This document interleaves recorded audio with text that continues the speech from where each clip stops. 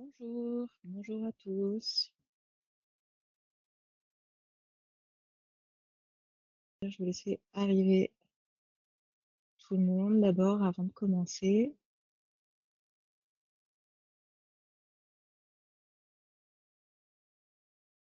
Bienvenue.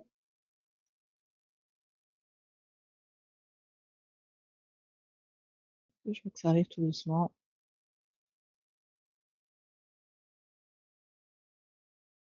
Bon, un tout petit peu plus longtemps. Bon, j'espère que tout le monde va bien, hein. Vous avez peut-être remarqué, je suis un peu enrhumée, donc excusez les N qui feront un petit peu des D à des moments donnés. Euh, je pense que c'est la saison en ce moment.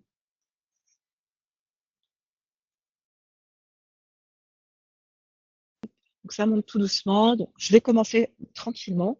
Donc tout d'abord, bonjour à tous. Donc je suis Lily Glaçon, product manager chez Distrisoft. Et aujourd'hui, on va parler d'un sujet qui revient souvent chez nos clients. C'est comment gérer efficacement la traduction et la diffusion multilingue de vos modules e-learning. Donc jusqu'ici, pour ceux qui connaissent, vous aviez, vous faisiez sans doute appel à des prestataires externes. Vous jongliez entre les experts XLIF, ça c'est le mot que tout le monde déteste, XLIF, les copies de fichiers, les relectures à droite à gauche, enfin bref, ça marche, mais ça prend du temps. Donc Articulate, pour ceux qui ne le savaient pas, a sorti cette année une nouveauté qui a vraiment changé la donne. Donc c'est la localisation d'Articulate. C'est une fonctionnalité, pardon, euh, qui est un add-on de votre tableau de bord Rise, Storyline et Review.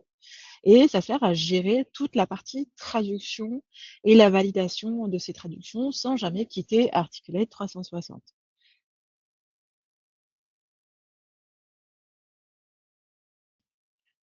Donc, on voit de plus en plus de clients qui forment à l'international. Traduire un module, c'est pas juste le mettre en anglais, c'est également le localiser, donc localiser le ton, les visuels, parfois même les exemples. Et jusqu'ici, c'était très chronophage. La localisation vient simplifier tout ça et surtout centraliser. On n'a plus besoin de multiplier les fichiers ou de perdre la trace de quelle version est la bonne. Donc là, j'ai déjà partagé mon écran. Vous voyez, je vais vérifier que c'est pas flou de votre côté parce que j'ai l'impression que c'est flou de mon côté. Donc je vais retirer l'optimisation.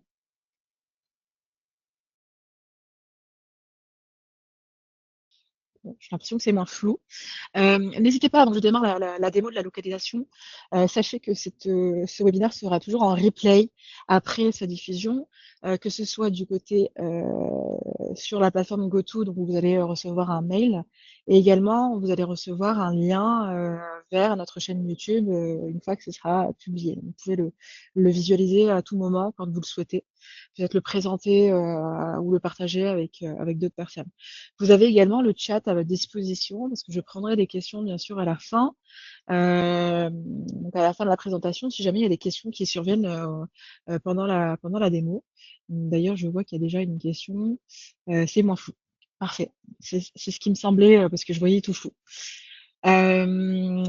Donc, n'hésitez pas à poser vos questions au fur et à mesure. J'essaierai d'y répondre à la fin. Et si j'ai pas la réponse, je reviendrai vers vous ultérieurement. Mais je prendrai une petite note s'il y a une question auquel je ne pourrai pas répondre.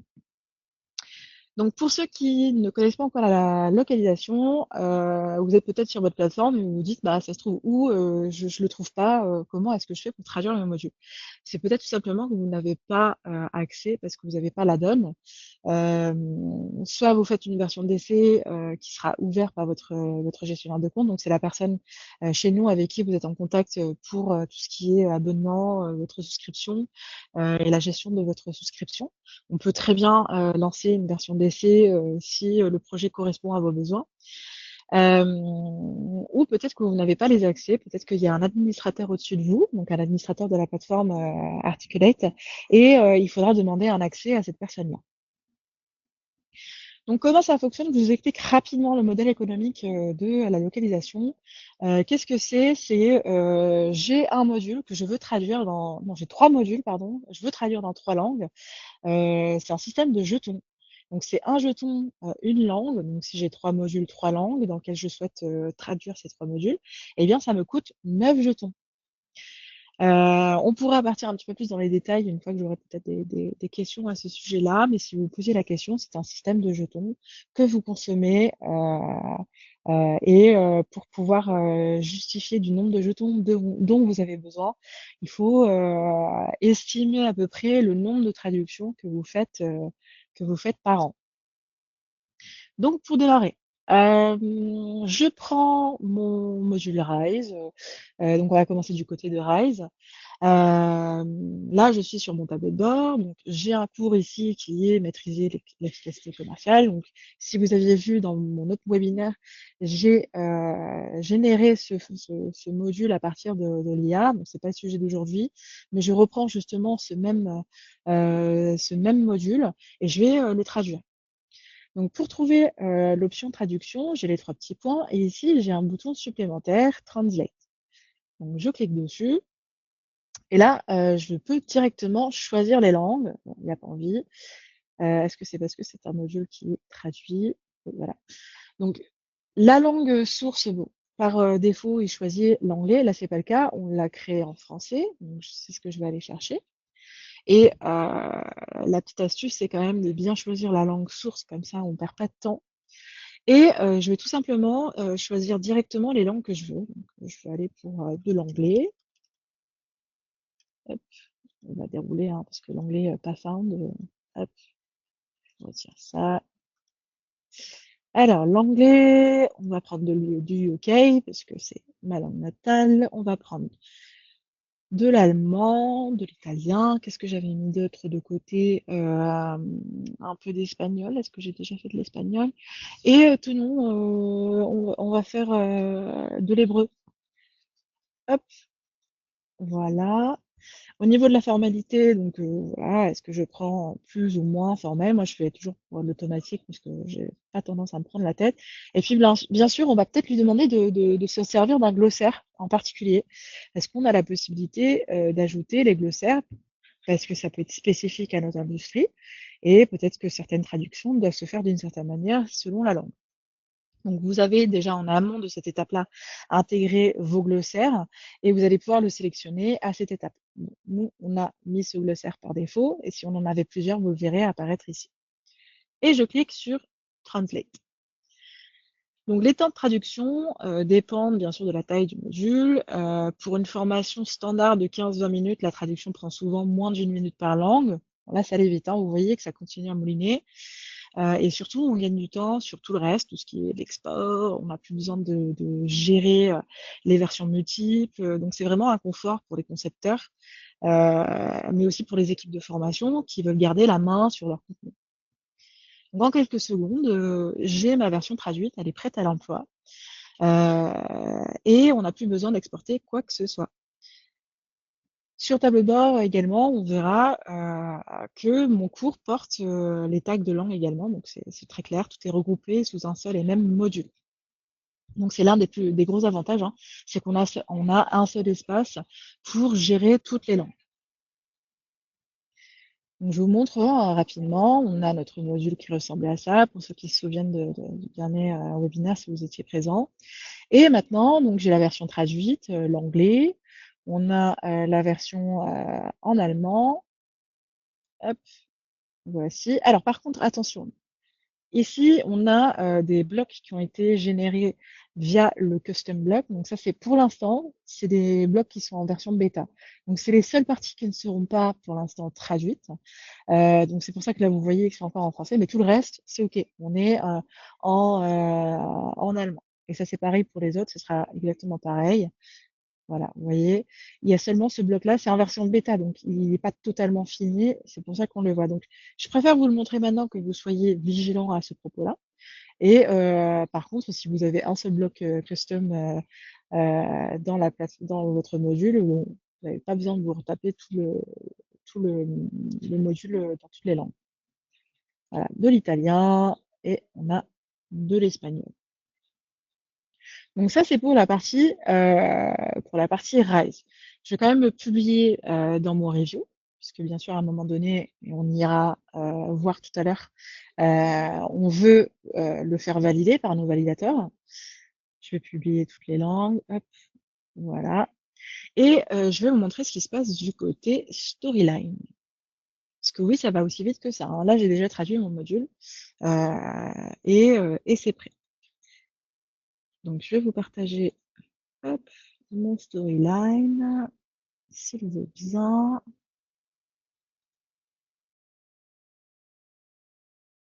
Voilà.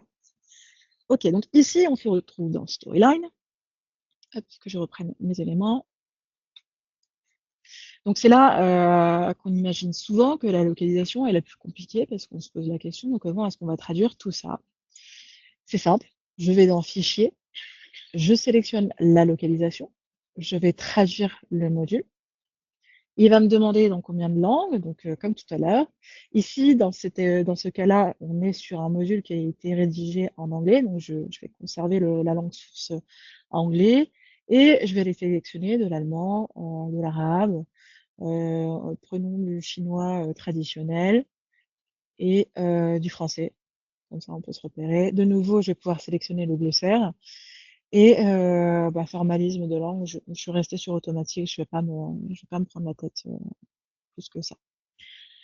Euh, donc de nouveau, hein, toutes les versions sont conservées dans un seul fichier. Donc on a toutes les langues, on n'a pas besoin de dupliquer le nombre de fichiers .story. Tout se trouve dans le même, dans le même.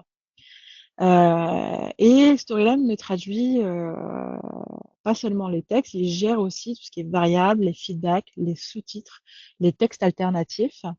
Donc ça, c'est très utile. Donc, vous pouvez vous dire qu'à partir du moment où il y a du texte dans votre storyline, ça sera traduit. Sauf si c'est dans une image. Hop, donc là, c'est prêt. Et étape supplémentaire, parce que bien sûr, quand vient la traduction sur Storyline, peut-être qu'il peut y avoir des problèmes de mise en page. Et ce qui va se passer dans Storyline, c'est qu'il va nous remonter en fait les éléments qui pourraient poser problème au moment de la traduction. Parce que parfois, on peut avoir des langues où, quand il y a la traduction, peut-être que le texte va être plus long ou plus court et ça peut affecter notre mise en page. Donc ça, c'est quelque chose qu'on va pouvoir vérifier dans notre vérificateur de mise en page. Donc là, on avait un petit pop-up qui s'était affiché. Je vais quand même vérifier qu'on le voit. Non, on le voit pas.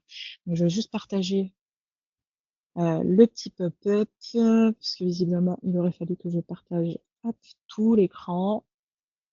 Voilà. Ok, donc là, vous l'avez. Là, j'ai le petit pop-up. Je l'ai retrouvé dans mon fichier, dans la localisation et dans recherche de problèmes de mise en forme. Mais il vous le suggère au moment où vous avez effectué votre traduction.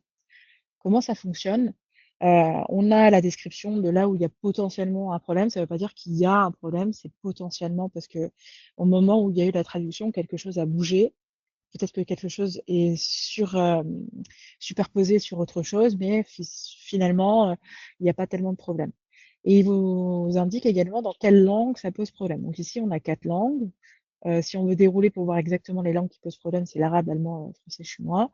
Et dans ce cas-là, pour celui-ci, c'est uniquement en allemand que ça pourrait poser problème. Donc je clique dessus, c'est un lien, et je vais directement vers l'élément qui pose problème.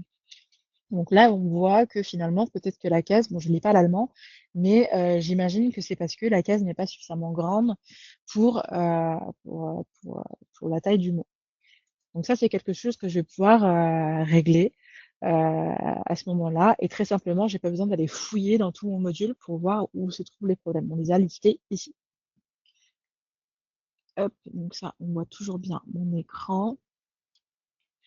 Donc en anglais, on appelle ça le Layout Issue Finder, mais on l'a traduit dans la plateforme. Donc il détecte bien les décalages, les mises en forme, c'est ce qu'on vient de se dire. Une fois que vous cliquez, vous corrigez et c'est synchronisé dans toutes les langues, on est bon.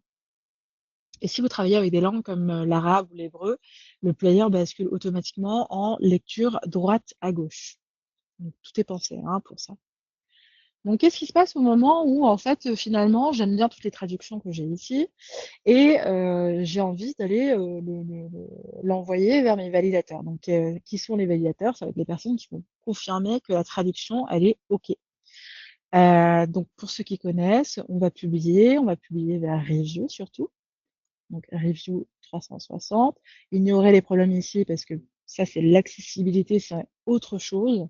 Je vais pas me farcir tout le module pour régler les problèmes d'accessibilité, c'est pas le sujet d'aujourd'hui.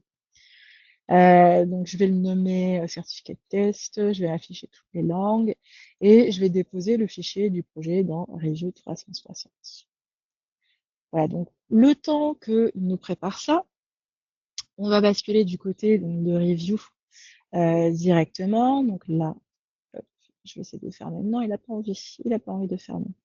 Est-ce que je peux l'ouvrir dans ma page ici? Oui. Voilà. Et est-ce qu'on voit bien? Oui, parfait. Ok, donc je suis dans mon review. Tout à l'heure, j'ai publié mon module que j'avais traduit dans les 4 langues. On le retrouve ici. Et classique, hein, si on a envie d'inviter quelqu'un à passer en revue un module, on a juste à lui envoyer une invitation ou lui envoyer un lien. On n'a pas besoin d'avoir une licence Articulate pour passer en revue un module. Et ce qui est bien, c'est qu'on va retrouver le format du module, donc l'apparence, que ce soit pour Storyline ou pour Rise, dans le review. Donc ici, si j'ai envie de basculer d'une langue à l'autre, là c'est parce que j'ai publié toutes les langues, je peux les publier une à une sur review, mais je peux également demander à une personne de passer en revue une langue en particulier. Donc là, je vais demander à quelqu'un, je vais me demander à moi-même. Hop. Donc ça, c'est un adresse mail à moi qui n'a pas de licence Articulate. Donc je l'ai sélectionné ici, passer en revue, hein, je me tutoie. Hop, date due date, donc ça c'est la date à laquelle j'aimerais récupérer la version finale, donc je lui envoie la demande. Et là, si je me connectais en tant que moi-même, donc j'ai reçu l'invitation hein, par mail me demandant de me connecter, je vais avoir cette vue sur cette page-là et je vais pouvoir proposer. Donc c'est bien des propositions, des suggestions de changements. Ça va pas être définitif au moment où je le change. Bien sûr, là, comme je suis l'admin et que je suis propriétaire de ce cours, je vais pouvoir faire les changements à ce moment-là. Mais disons que, allez, c'est ça, je préfère que ce soit un Inde comme ça. Donc, je vais avoir la vue en temps réel de ce qui change. Et d'un autre côté, bah, la personne qui valide ou non ces changements bah, va passer en revue de nouveau pour valider si c'est la bonne version pour elle. Ce qui est bien aussi, c'est que si on a plusieurs personnes sur un seul module, c'est qu'on va voir les changements en temps réel. Donc, ils n'ont pas besoin de rafraîchir la page ou autre. On va voir, disons qu'on a 2 personnes en même temps, on voit que quelque chose a été édité par moi à telle heure et ça va apparaître automatiquement pour une autre personne qui serait sur ce module en train de valider la langue. Donc là, on travaille tous dans le même environnement. Tout est centralisé, on n'en sort pas, on s'amuse pas à s'envoyer des fichiers. La seule chose qu'on s'envoie, c'est une invitation à venir sur la plateforme ou un lien si on préfère. On n'est pas obligé d'envoyer des mails non plus. Et pareil, du coup, pour Storyline, on va aller le chercher tout de suite. Je vais aller dans Review. Hop, j'espère que ce sera fait. Ah, pas encore. Ok, il est en train de traiter la version arabe. Ce que je voulais vous montrer surtout, c'est que dans Review, on va voir le module Storyline apparaître comme on le voit en fait ici. Donc, on va reprendre hop, notre Rise. Et en attendant, voilà. Bon, une fois qu'elle serait prête, hein, vous voyez bien, hein, on a la possibilité de se mettre des commentaires, d'ajouter peut-être des mentions d'une personne, ajouter peut-être des documents, des smileys, si vous avez envie de vous envoyer des smileys. Voilà, on a pas mal de choses à faire. Euh, hop, on va vérifier si c'est OK. Bon. Ça prendra toujours un petit peu plus de temps hein, du côté de Storyline. Forcément, quand c'est plusieurs langues, peut-être que j'étais un petit peu fort sur le nombre de langues, mais on voit que c'est quasiment fait.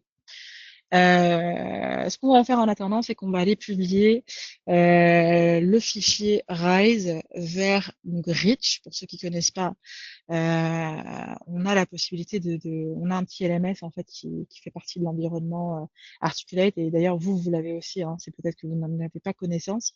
Notamment en France, hein, on n'a pas tellement connaissance de Rich. Ça permet de diffuser vos modules sans côté technique et dans la langue vers lequel vous souhaitez le publier. Donc, ce que je vais faire, c'est que je vais rebasculer ici.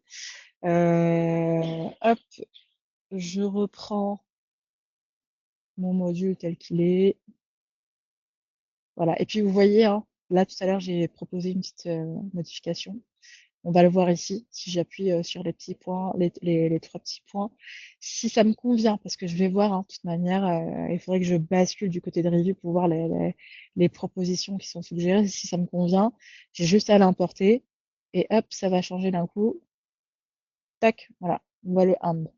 Donc on voit bien que si quelqu'un travaille dessus, c'est pas des choses qui sont définitives, c'est pas des changements qui sont définitifs. Il faut quand même que le propriétaire du module puisse les accepter et les importer sur le module pour que ce soit pris en compte. Et c'est pareil pour toutes les langues.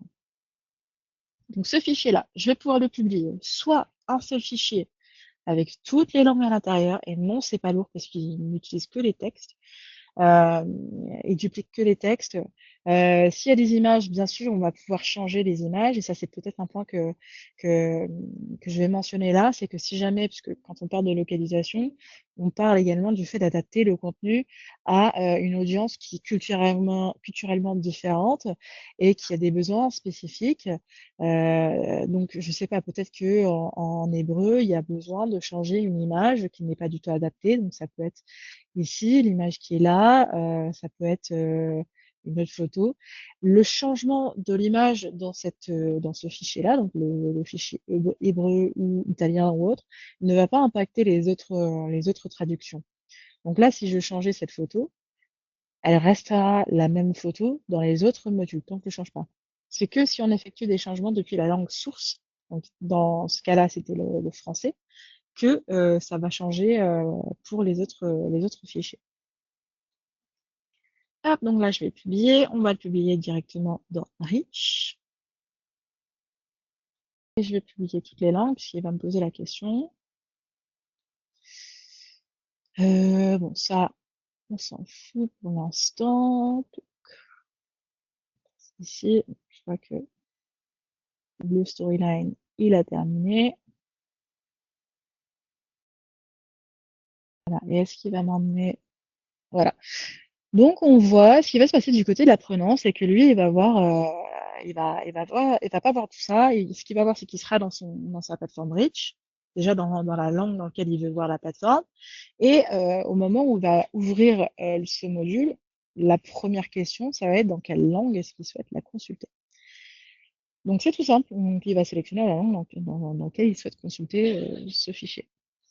Si je voulais le télécharger, je peux le faire également, hein. Donc, si je veux hop, télécharger un seul fichier avec toutes les langues dedans, je vais dans Publish, je vais dans mon LMS par exemple, je sélectionne le format qui va bien.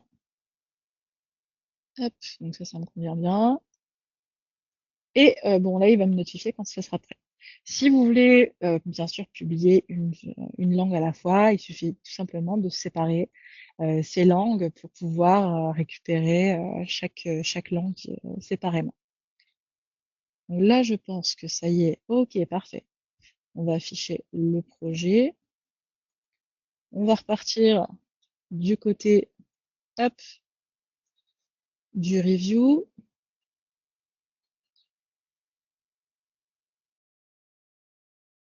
Là, j'ai ouvert ce module spécifiquement sur review. Je vais repartir dans review. Voilà.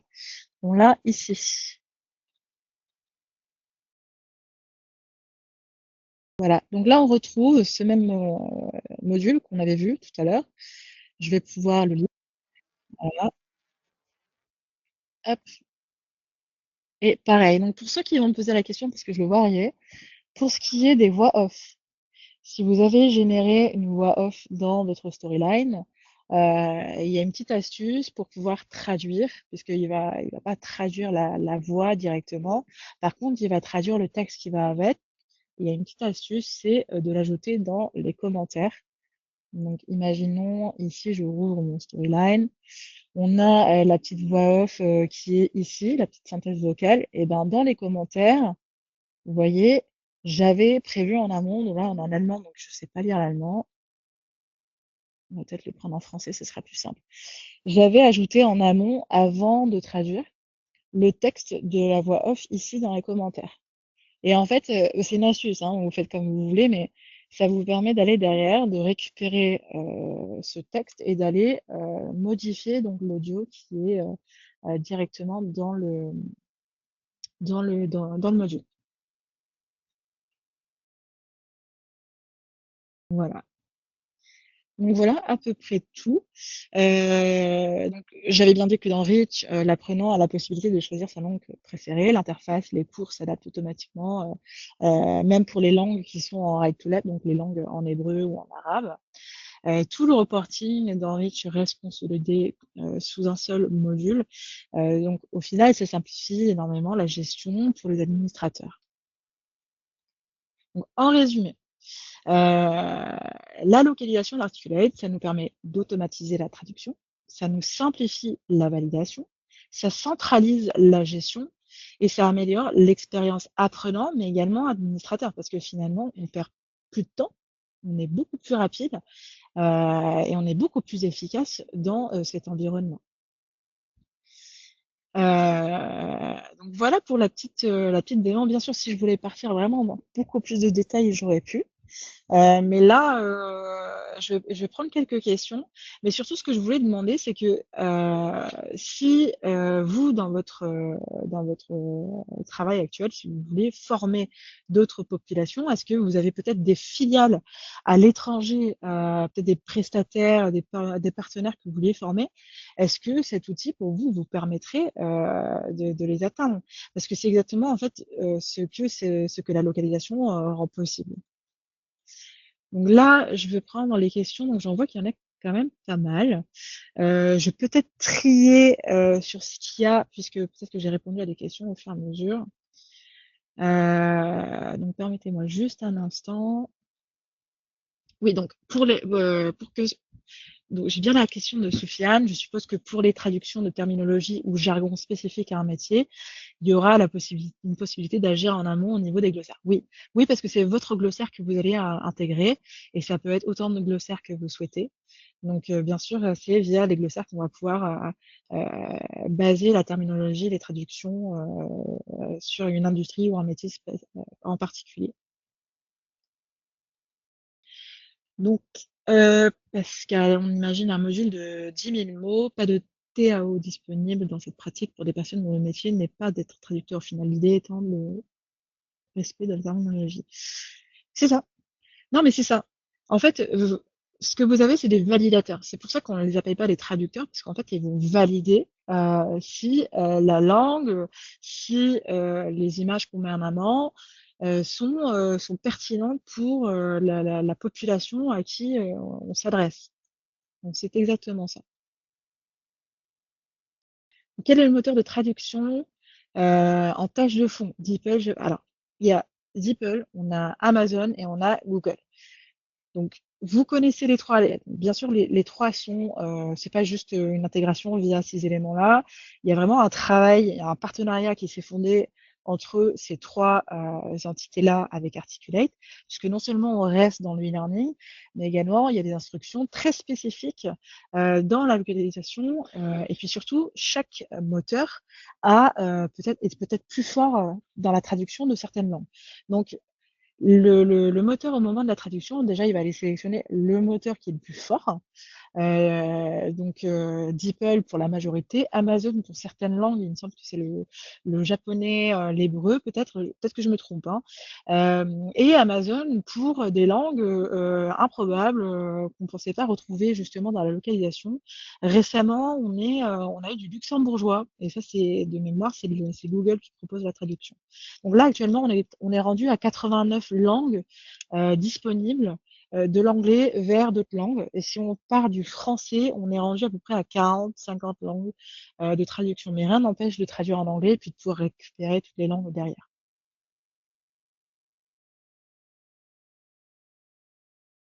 Et bien sûr, hein, au niveau de la sécurité, on est toujours dans quelque chose qui est fermé. On n'utilise pas vos données pour entraîner un modèle de quoi que ce soit.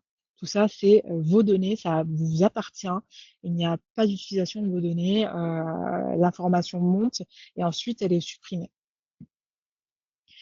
SAFA, donc si nous publions le module sur le LMS, est-ce que Storyline publie un SCORM par langue ou un seul SCORM qui contient toutes les langues? C'est vous qui choisissez. Vous avez les deux choix en fait. Ce qui est recommandé, c'est quand même d'avoir un fichier pour pour toutes les langues, parce que depuis le LMS, ce qui va se passer, c'est que le LMS, peut-être que l'interface ne sera pas traduite, mais au moment où il va ouvrir le module, il va avoir un petit pop-up qui va lui demander dans quelle langue il souhaite consulter ce module.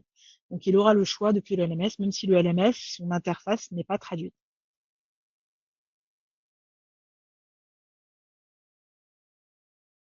Pouvez-vous me confirmer si l'outil traduit uniquement le texte ou s'il traduit également les voix? Non, alors je l'ai montré tout à l'heure, hein, pour ce qui est la voix off, il y a des astuces. Elle traduit le texte, oui. Les sous-titres vidéo également, hein, lorsqu'ils sont inclus, bien sûr, ça c'est traduit. Pour la voix off, utilisez la petite astuce que je vous ai donnée où on colle le texte dans le commentaire, et comme ça sera traduit. On aura juste à régénérer tout simplement la voix off derrière. Donc c'est moitié moins de travail de toute manière, de cette façon, que parce qu'on connaissait avant l'export, import des fichiers XLF. Est-ce que les sous-titres générés dans Storyline sont traduits? Oui. Tout ce qui est texte, de toute manière, c'est traduit. Sauf si c'est du texte à l'intérieur d'une image. Que la localisation nécessite une mise à jour de l'abonnement. Alors c'est plutôt que ça nécessite l'add-on, parce que bien sûr la localisation c'est un outil en plus, c'est pas disponible par défaut dans votre abonnement, parce que déjà il faut quantifier le nombre de traductions dont vous avez besoin par an. Euh, donc, si vous voulez, donc d'une certaine manière, oui, c'est une mise à jour de votre abonnement. C'est quelque chose que nous, de notre côté, chez Distrisoft, on a la possibilité d'activer avec vous et on vous accompagne sur votre projet pour pouvoir prendre en main la solution. De toute manière, dans tous les cas, avant même de passer à l'achat, on va vous proposer de tester la solution pour voir enfin, si c'est une solution pour votre projet.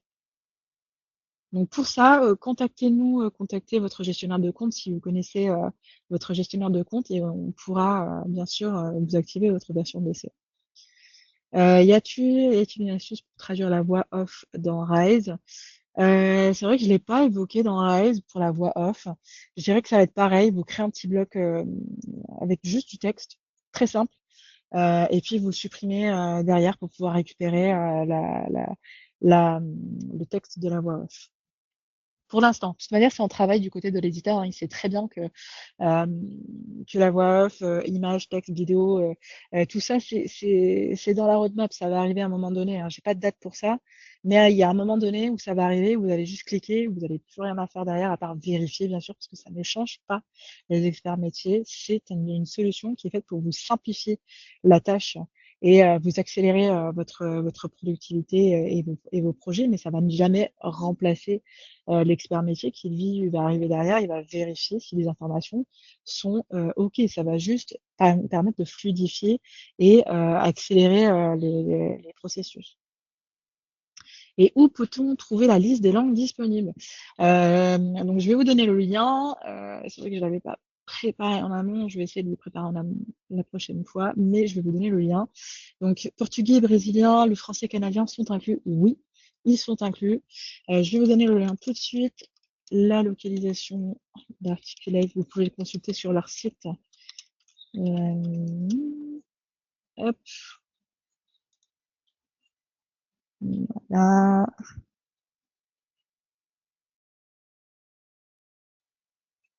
Bon, je prends note, Safa, de votre Equatic, d'accord. Je prends note de votre adresse mail et je vous envoie le lien juste après. Et pour ceux qui souhaitent récupérer ce lien pour voir le nombre de toutes les langues qui sont disponibles, on le mettra dans la diffusion de la vidéo YouTube.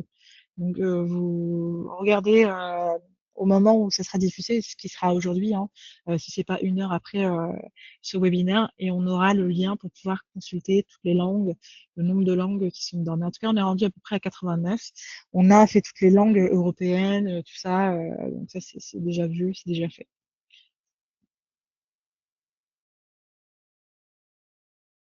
Donc je vois pas plus de questions. J'espère que ce webinaire a été clair et surtout il vous a permis de voir plus clair dans vos projets.